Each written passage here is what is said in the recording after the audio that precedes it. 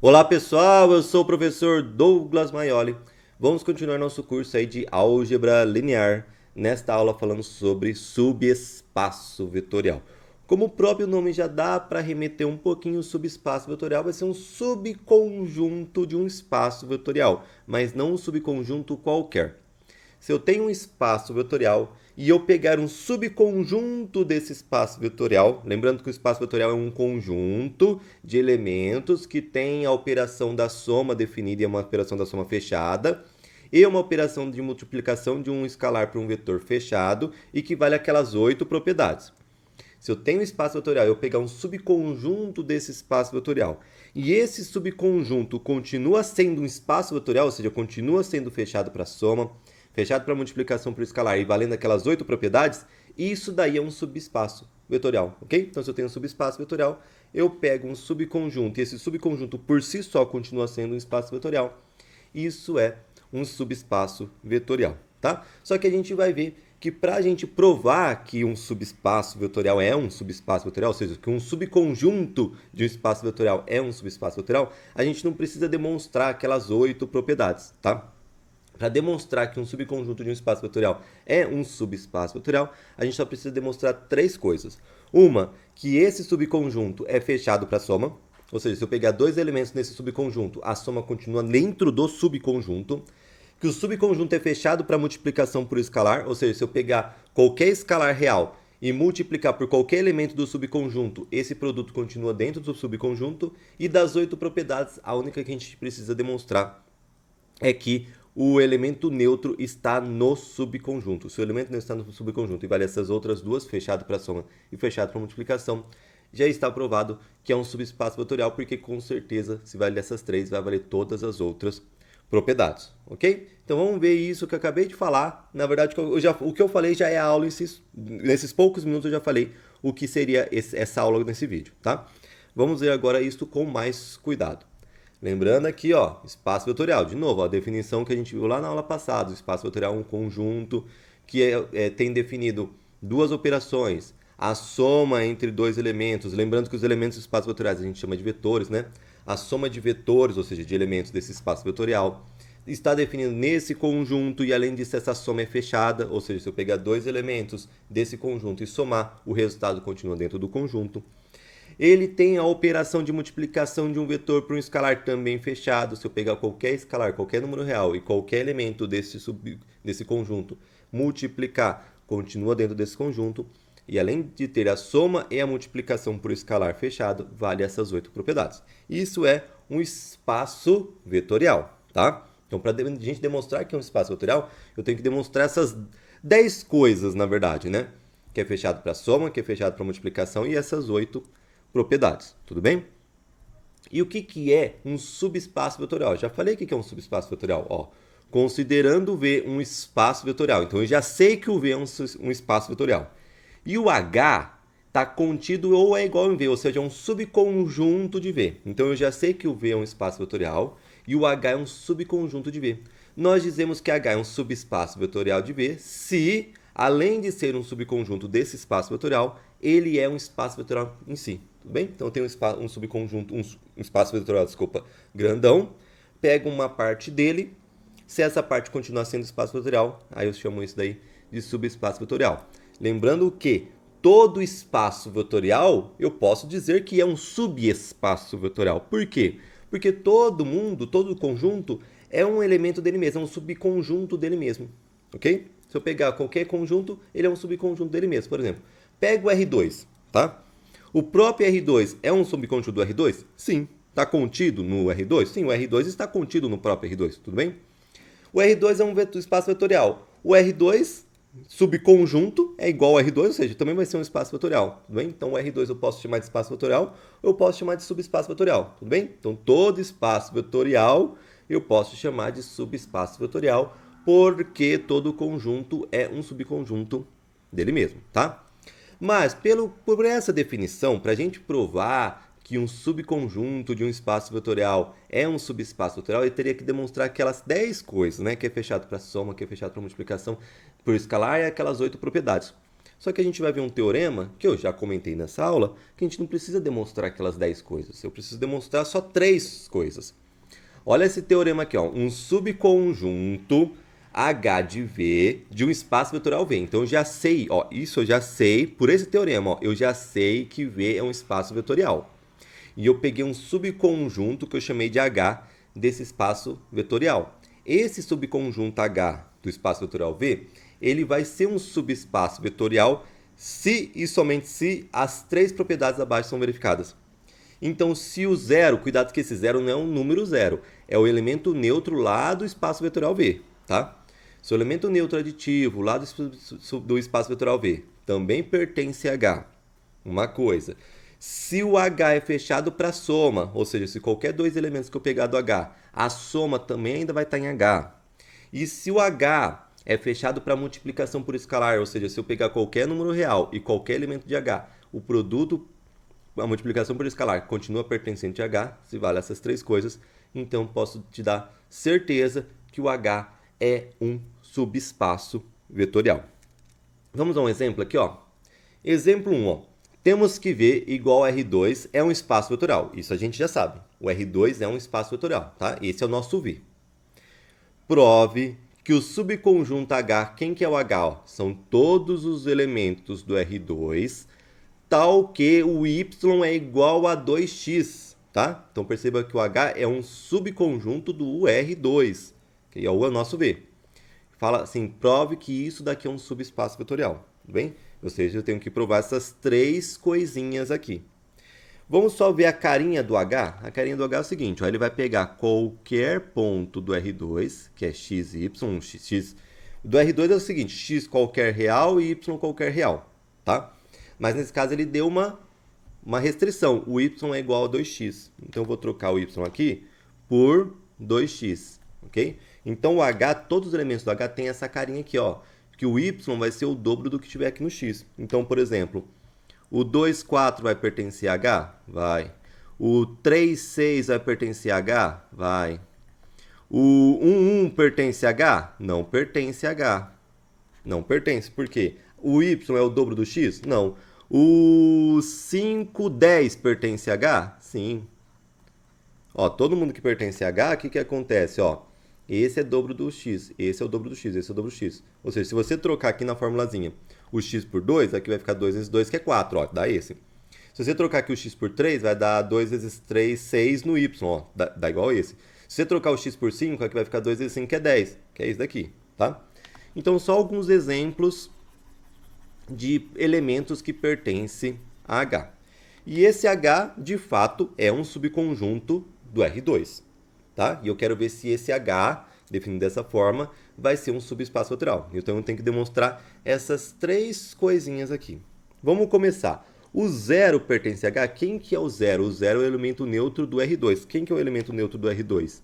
É o 0, 0, tá? Esse é o elemento neutro do R2. Esse 0, 0 tem essa cara aqui? O y é o dobro do que está no x? Sim. Se você trocar aqui, ó, troca o x por 0. Aqui vai ser 0, aqui vai ser 2 vezes 0. Quanto que é 2 vezes 0? 0, tá? Então, o elemento neutro do R2 tem essa carinha aqui do H, pertence ao H, tá? Então, esse daqui foi verificado, tudo bem? Vamos pegar agora esse daqui, ó. Se eu pegar 2 elementos do H, será que a soma está em H? Aí, olha só como que eu vou demonstrar. Eu vou pegar 2 elementos, U e V, pertencente a H. Então, U tem uma cara x, 2x, concorda? Porque se pertence a H, está nessa cara. E o V vai ser, eu vou colocar x1, só para diferenciar, tá? x1 e aqui vai ser o dobro, 2x1, tá? Então, eu peguei um U e um V pertencente a H, U e V genérico, tá? Qualquer ponto pertencente a H. Será que se eu somar U mais V, vai continuar pertencente a H? Ou seja, será que vai continuar o Y o dobro do X? Vamos somar aqui, ó. Vou chamar aqui x mais x1, vai ficar x mais x1. E aqui no y vai ser 2x mais 2x1. 2x mais 2x1. Será o que esse valor aqui, se eu dobrar, dá exatamente o y? Sim, se você fazer a conta, olha só, pega aqui, ó, o x aqui da soma. Pega o x da soma, que é x mais x1, tá? Pega o x da soma, multiplica isso por 2. Será que vai dar exatamente igual a esse? Dá, ó. Faz a distributiva. 2 vezes x dá 2x. 2 vezes x1 dá 2x1. Então, se você pegar esse daqui e multiplicar por 2, dá exatamente isso aqui. Ou seja, esse daqui vai pertencer a H. Então, se eu pegar dois elementos que estão em H, a soma também pertence a H. Verificado. E o 3, se eu pegar qualquer elemento que pertence a H e eu pegar qualquer número real, será que o produto entre eles vai continuar pertencente a H? Vamos fazer a conta aqui, ó. Eu vou pegar agora qualquer número real. Tudo bem? E eu vou pegar o U com essa cara aqui, ó, x2x. Por que o U tem que ser essa cara? Porque ele vai pertencer ao H. Será que se eu multiplicar A vezes U, vai continuar pertencente a H? Vamos fazer. A vezes U é o seguinte, A que multiplica esse U que é x2x. Então vai ficar o seguinte, ó, A que multiplica o x dá AX, A que multiplica 2x vai ser 2AX. Pergunta, será que se eu pegar esse, ó, esse daqui é o resultado da multiplicação por escalar, de um escalar genérico com um ponto genérico do H, tá? Um vetor genérico do H. Será que se eu pegar o x desse produto por escalar aqui e multiplicar por 2 dá exatamente o y, que é a cara que ele deu aqui, né? Vamos ver, ó. Vou pegar o AX, que é o x aqui, multiplicar por 2, ó, e de fato vai dar 2AX, que é exatamente o y que está aqui, tá? Então, ou seja, se você pegar qualquer elemento do H que tem essa cara, multiplicar por um escalar, continua tendo essa cara, ou seja, continua tendo y o dobro do que está no x. Então, isso daqui foi verificado. Então, para o H vale a primeira, a segunda e essa terceira propriedade. Então, pelo teorema que a gente acabou de ver, a gente tem que, de fato, esse H é um subespaço vetorial. E se você ver, ó, eu vou desenhar aqui o R2, ó. O R2 está aqui, ó. Y e X.